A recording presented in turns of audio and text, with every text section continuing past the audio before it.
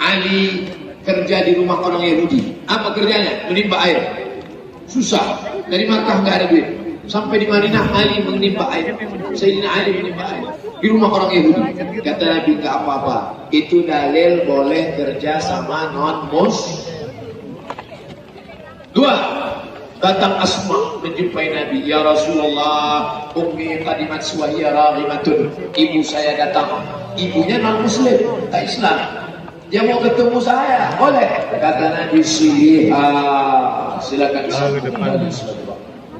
Apa umtihah? Boleh saya beri hadiah? Beri hadiah. Ini dalil boleh menyambung silaturahim dan boleh berbagi hadiah. Bertetangga dengan non-muslim, silakan. Sekantor dengan non-muslim, no problem. Tapi kalau sudah masalah akidah, masalah al-wala' wal-bara', masalah memilih pemimpin, masalah wakil rakyat yang menentukan APBD, APBN kita, tak ada tawar-menawar. Amanah. Wala ana abidun ma'abatum wala antum abidun ma'abud lakum dinukum wali. Saya Fulan bin Fulan, alamat Perwira Bekasi. Pada saat kita berada di Madinah dan Makkah, sholat di depan Ka'bah, yang kita mustaqbilal kiblah atau mustaqbilal Ka'bah. Niat itu letaknya dalam hati, tidak berbunyi, tidak bersuara. Allahu Akbar. Ma'allun niyati al-qalbu. Tempat niat adalah hati. Begitu dalam kitab-kitab fikih. Tapi ada orang yang was-was. Hatinya was-was. Jadi kalau tidak sholat, Allahu Akbar. Ini sholat isya apa sholat subuh ya? 2 rakaat atau 3 rakaat ya? 4 rakaat apa? Mungkin apa musafir ya? Jadi imam apa jadi makmum ya? Makanya diucapkannya. Sholatnya sholat apa? Usolli fardal maghrib. 2 rakaat atau 3 rakaat? Salah rakaat. Ada apa kok? Ada. Jadi imam apa jadi imam? Ma'muman lillahi ta'ala. Usolli fardal maghrib salah rakaat. Ada ma'muman lillahi ta'ala. Allahu Akbar. Maka melafalkan niat ini bukan hadis tapi ijtihad ulama. Ada yang tidak menyebut mustaqbilal kiblah tapi sah karena dia sudah menghadap. Ada pun mustaqbilal kiblah atau mustaqbilal Ka'bah, maka kiblat ada 3. Kiblat ada 3. Bagi orang yang di dalam Masjidil Haram, kiblatnya adalah Ka'bah. Bagi orang yang di luar Masjidil Haram, kiblatnya adalah Masjidil Haram. Bagi orang yang di luar tanah haram, ingat juga ke belakang takut jatuh. Bagi orang yang di luar tanah haram, maka kiblatnya adalah tanah haram. Maka kita yang di Indonesia kalau sholat mustaqbilal kiblah, karena belum tentu tepat ke Ka'bah. Karena Ka'bah cuma 11-15 meter, tidak mungkin kena. Berapa tanah haram? Ini Ka'bah ke Arafah 22 km, ke Hudaybiyah 20 meter. Jadi tanah haram itu panjangnya 20 tambah 22 sama dengan 42 km. Kalau engkau sholat dari Bekasi kena yang 42 km itu ujungnya atau tengahnya, maka sholatnya sah. Jelas? Di dalam Masjidil Haram kiblatnya Ka'bah. Di luar Masjidil Haram kiblatnya Masjidil Haram. Di luar tanah haram kiblatnya adalah tanah haram. Jangan terlalu ke kiri, nanti kenanya Mesir. Makanya arah-arah Fir'aun deh.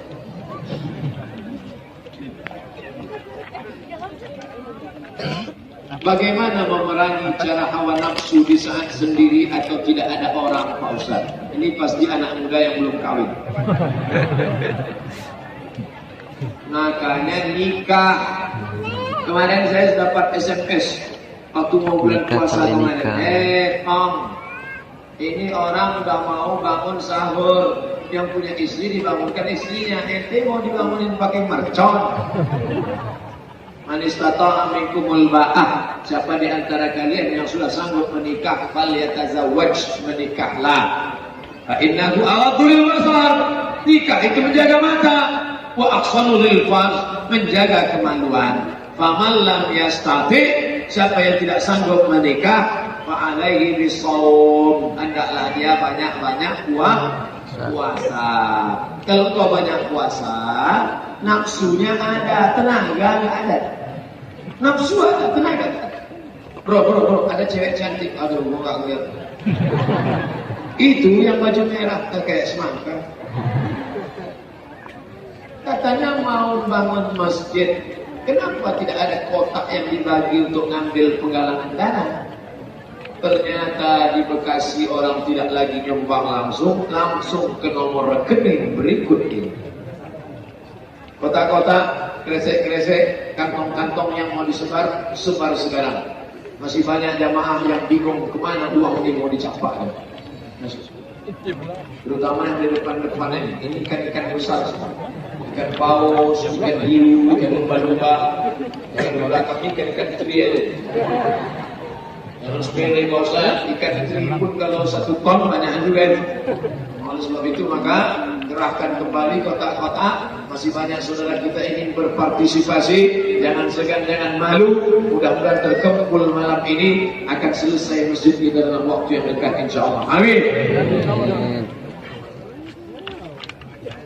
Assalamualaikum Ustaz. Waalaikumsalam.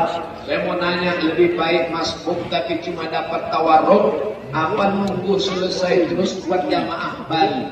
Kata Nabi SAW, kalau kamu menemui imam, lakukan apa yang dilakukan imam. Apa yang dilakukan imam? Lakukan. Imam sedang sujud, ikut sujud. Imam sedang ruku, ikut ruku. Imam sedang tawarruk, ikut tawarruk. Maka sudah dapat jamaah. Ini sekarang banyak, saya lihat makmum masuk masjid, imam sedang sujud dengan nyantai buka HP. Setelah imam juga baru sujud. Enggak, bukan begitu. Apa yang dilakukan imam, ikuti. Imam sedang duduk tawarruk, ikut tawarruk. Walaupun tidak dapat, maka dapat sholat berjamaah. Adapun yang membuat jamaah kedua, itu pun ada dalilnya. Apa dalilnya orang yang buat jamaah kedua? Selesai Nabi sholat, Mu'az bin Jabal duduk di masjid. Mu'az nggak pulang, dia duduk di masjid. Datang orang kampung, Mu'az, kamu sudah sholat? Sudah. Kami ingin sholat, Mu'az, kami belum sholat, tapi ingin ngambil barokah, ngalap barokah. Engkau jadi imam. Mu'az jadi imam, sahabat jadi makmum. Mereka buat sholat kloter kedua. Jadi nanti kalau ada orang buat sholat kloter kedua, sah. Hadisnya riwayat Mu'az. Tapi kalau masuk ke masjid ada orang tawarruk, langsung ikut tawarruk. Kenapa? Karena hadis Nabi menyebut kalau masuk masjid lakukan apa yang dilakukan imam. Saat ini Indonesia sedang mengalami banyak ujian dari Allah. Gempa Lombok, tsunami Palu Donggala, timnas kalah 2-0 dari Jepang, pesawat Lion jatuh. Bagaimana menyikapi bencana yang sedang bertubi-tubi ini Pak Ustaz? Kita doakan yang kena musibah supaya sabar. Keluar dari mulutnya inna lillahi wa inna ilaihi raji'un. Adapun kita yang masih ada sehat, pahami itu. Pertama, doakan mereka. Yang kedua, terus amar ma'ruf nahi munkar. La ta'murunna bil ma'ruf, ajak orang berbuat baik. Wa la tanhauna 'anil munkar, larang orang dari buat munkar. Kalau itu tidak kamu lakukan, la yusikanna ayyab'afallahu 'alaikum iqaban, Allah akan menurunkan hukuman, bencana, musibah. Tsumma tad'unahu, lalu kalian berdoa beramai-ramai, fala yustajabu lakum, doa kamu tidak dikabulkan karena tidak melakukan amar ma'ruf nahi munkar. Kalau ada orang pacaran, suruh dia berhenti. Yang pacaran, buanglah mantan pada tempatnya. Apakah saat seorang istri keguguran sebelum 4 bulan, bayinya akan dibangkitkan kembali di hari akhir nanti Pak Ustadz?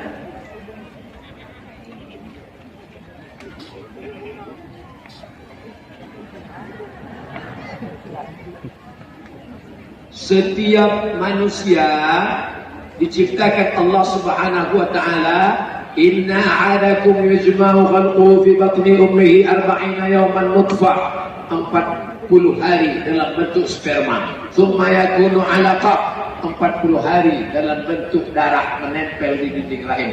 Tsumma yakunu mudghatan misla dzalik, 40 hari dalam bentuk segumpal daging. 40 hari air, 40 hari darah, 40 hari daging. 40, maka dia menjadi 120 hari.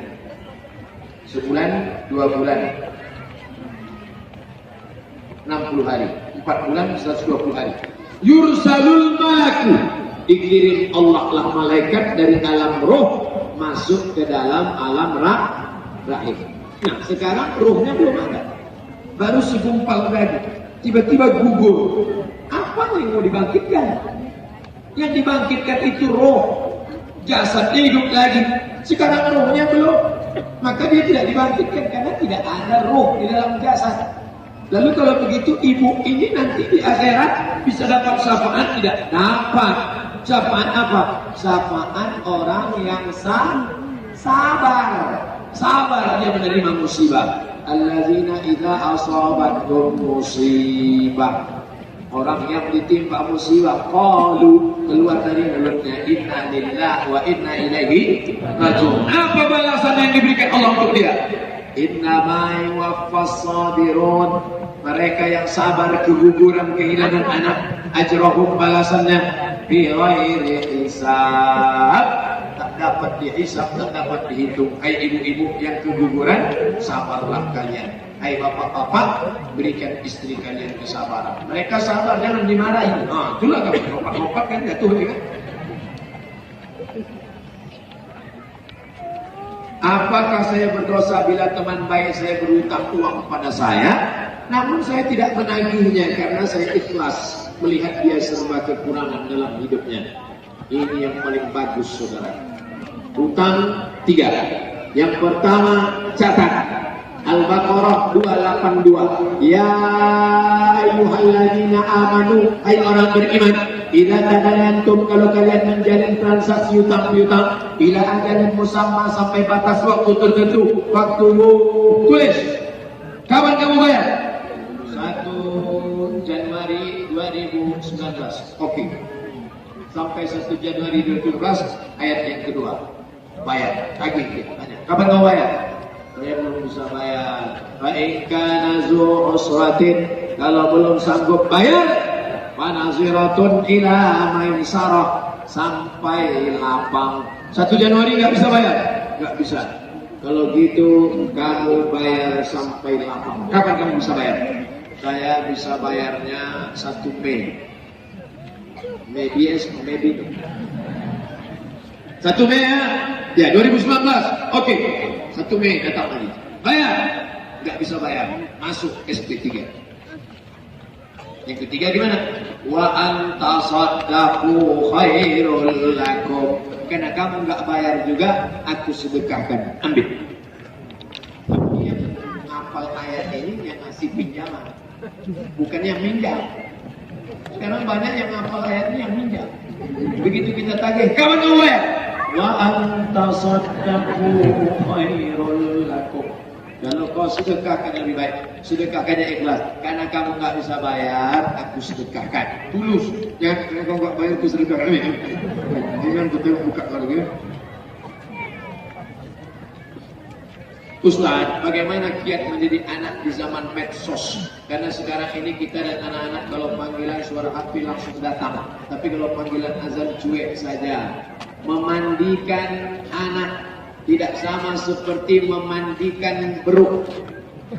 Tahu beruk?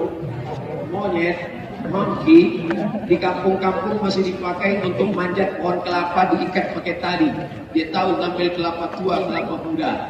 Beruk ini dimandikan, ikat pakai tali, campakkan ke kolam, dia mandi sendiri, ditonton dari atas. Memandikan anak bukan seperti memandikan beruk, tapi seperti memandikan kuda. Bagaimana memandikan kuda? Kita ikut ke sungai, dia basah. Kita basah, dia pun basah. Maka anak-anak bawa ke masjid. Alhamdulillah, malam ini masih banyak anak-anak yang dibawa ke masjid. Anak-anak dengan selamat datang ke masjid. Anak-anak, anak-anak ibu, anak-anak. Selama di masjid masih ada anak-anak yang menangis. Masih ada anak-anak masih ada anak-anak yang lari-lari, maka izzatul Islam akan tetap jaya 30 tahun yang akan datang. Amin. Nah, masih ingat dulu kau ceramah, masih ingat dulu kau datang ke Masjid Izzatul Islam? Ingat, 20 tahun akan datang anak ini akan menelpon Ustaz Abdul Somad. Mereka buka buku catatan, ternyata 20 tahun yang lalu ada Ustaz yang datang kemari. Assalamualaikum. Waalaikumsalam.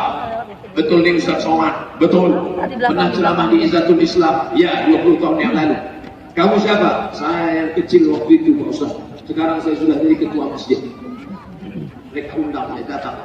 Sebagian bapak ibu sudah follow inna lillahi wa inna ilaihi raji'un. Tapi suara saya sudah tak kuat lagi. Sekarang sudah 41, 20 tahun lagi berarti sudah 61 tahun. Tidak bisa lagi tegak, sudah pakai kursi. Assalamualaikum warahmatullahi.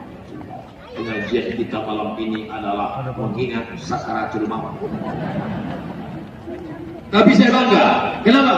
Yang dulu lari-lari, yang dulu lompat-lompat, selamat mereka dari zina, selamat mereka dari narkoba, selamat mereka dari sabu-sabu, selamat mereka dari pergaulan bebas, selamat mereka dari syiah, selamat mereka dari sekuler, selamat mereka dari liberal. Kenapa? Dibentengi di Masjid Izzatul Islam. Allahu Akbar.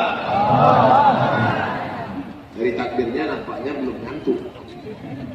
Ada seorang membeli sebidang tanah, harganya 80 juta dengan pinjaman bank, berarti mengandung unsur riba. Kemudian orang itu bertobat dari praktek riba. Satu, apa solusi yang tepat untuk keluar dari praktek riba? Kalian yang punya hutang di bank, jual aset yang bisa dijual, tutup. Berapa hutangmu di bank? 100 juta. Ada tanah yang kosong, ya jual, tutup. Nggak ada Pak Ustaz, kalau ini dibom meledak semuanya. Berarti darurat, maka kau bayar saja sampai lunas. Habis itu kau berhenti, jangan lagi riba. Dua, apakah tanah tersebut sebaiknya diwakafkan atau sebagian seluruh? Nah, tanah itu sudah jadi milikmu. Mobil itu kalau kredit itu sudah jadi milikmu. Motor itu milik, jangan kau jual. Tiga, apakah tanahnya sebaiknya dijual dan uangnya sebaiknya dikemanakan? Kalau engkau punya aset lain, tanah ini kau jual, bagus. Yang lain masih bisa untuk aset keluarga, untuk ini segala macam. Ini berlebih. Maka kau jual tanah ini, uangnya dikemanakan Pak Ustaz? Bawalah ke Izzatul Islam. Nih, insya Allah pengurus sudah siap. Oh, nah, tunda-tunda besok pagi dulu. Apakah membunuh nyamuk dengan raket nyamuk elektrik hukumnya haram? Tidak. Pasang raket elektrik, itu gini, kena nyamuk, mati nyamuk. Apa hukum? Sama macam masak asap, pasang asap, atau pakai suara. Sekarang membunuh nyamuk itu pertama pakai asap, tapi katanya asap takut kena asma. Sekarang ada suara, dipasang suara, nyamuk bisa lari, mati. Ada suara, kita nggak dengar tapi nyamuk dengar. Nyamuk, oke. Nyamuk aja yang dengar, kita tak dengar. Yang ketiga pakai elektrik, lalat juga di rumah-rumah makan itu dipasang warna biru, masuk lalat di situ, lalu kemudian mati. Apakah itu berdosa? Tidak. Kenapa orang mati berdosa? Berkaitan kami pernah dengar adanya dalil tentang tidak boleh membunuh binatang dalam kondisi hidup. Jadi binatang apa yang dibunuh tadi? Apa dalil boleh membunuh binatang yang mengganggu? Uqtulul aswadaini fi shalah, bunuhlah dua yang hitam walaupun kau sedang sholat. Dalam sholat, sedang sholat boleh membunuh. Dalam sholat boleh membunuh. Dua yang hitam. Ular dengan kalajengking karena mengganggu. Tapi kalau binatang tidak mengganggu tidak boleh. Idza qataltum fa ahsinul qitlah. Kalau membunuh, bunuhnya dengan baik. Sekali pukul mati. Jangan ditangkap lalat, cabut sayapnya satu. Habis itu cabut sayapnya satu lagi, lepaskan. Kasih tahu sama kawan-kawan yang lain. Tangkap kalajengking, potong ekornya, potong tangannya, cacat seumur hidup. Tak boleh menyiksa. Idza qataltum fa ahsinul qitlah. Kalau membunuh, bunuh dengan baik. Sekali pukul mati. Mati. Lalat itu juga. Lalat itu atau nyamuk itu sekali pukul mati. Jangan kau tangkap nyamuk, kau setrum dikit-dikit. Kau salah. Masih lepas tak? Bisa. Bayangkan, gila dia seumur hidup. Nah, hadis sahih. Idza qataltum fa ahsinul qitlah, idza dzabhtum fa ahsinuz dzabha. Bagaimana kami menyembelih dengan baik ya Rasulullah? Fal yu'idda syafratahu, tajamkan pisaunya. Tapi katanya nggak boleh bunuh pakai api. Itu kan bunuhnya pakai api, nggak boleh. Lihat dulu kronologis ceritanya. Sahabat musafir, dia ambil obor. Lalu ada sarang semut. Obor dia nyalakan. Dia suka lihat semut lari. Tersiksa semut. Semut yang sedang walimah di atas. Semut sedang pilkada. Habis baleho-baleho mereka terbakar. Nabi datang, Nabi marah. Apa kata Nabi? La yu'adzibu bin nar illa rabbun nar. Tidak boleh membunuh dengan api kecuali Tuhan pemilik api. Konteks ceritanya itu bukan di rumah. Dia tidak mengganggu. Mereka sedang musafir dalam perjalanan. Di atas pohon kayu ada sarang semut. Lalu diganggu. Nabi marah karena mengganggu. Adapun kalau dia yang mengganggu, dia boleh dibunuh. Tapi sekali pukulan mati. Mudah-mudahan kita termasuk orang yang rahmatan lil. Seorang perempuan rajin ibadah, rajin sedekah, tapi tidak memberi makan kucing, masuk neraka. Seorang perempuan pelaku maksiat tiba-tiba melihat seekor anjing menjulurkan lidah kehausan, diambilnya sepatunya, diambilnya air, dia berikan minum ke seekor anjing, maka Allah mengampunkan dosa-dosanya. Ada sahih riwayat tentang Bani Israel. Binatangnya anjing, perempuannya nakal, jahat, maksiat. Tempat mengambil airnya sepatu, busuk, bau. Tiga-tiganya tidak baik. Tapi kenapa dia bisa diampunkan Allah dosa? Karena ada rasa kasih sayang. Tapi jangan gara-gara ini besok semuanya beli anjing. Hadis ini ceritanya tentang Bani Israel sebelum Nabi Muhammad. Adapun sekarang, siapa yang memelihara anjing di antara bapak ibu, kalau ada pelihara anjing, tiap hari amalnya dikurangi sebesar Bukit Uhud. Bukit Uhud panjangnya 7 km. Setiap hari amalmu dikurangi sebesar Bukit Uhud. Sedangkan amalmu cuma sebesar bisul. Berarti setiap hari min. Oleh sebab itu jangan piara anjing. Ini banyak orang untuk salon anjingnya aja sampai 1 juta sebulan. Bagus kok infakkan sedekah ke masjid. Ini mesti dipahami hadis dengan baik. Itulah kaji kita pada malam hari ini. Mudah-mudahan menjadi amal jariah insyaallah. Amin ya rabbal alamin. Dimulai dari 8:30, sekarang jam 10 tepat 90 menit kita bersama. 60 menit pengajian, 30 menit menjawab pertanyaan. Sekarang kita berdoa kepada Allah. Astaghfirullahalazim. Astaghfirullahalazim.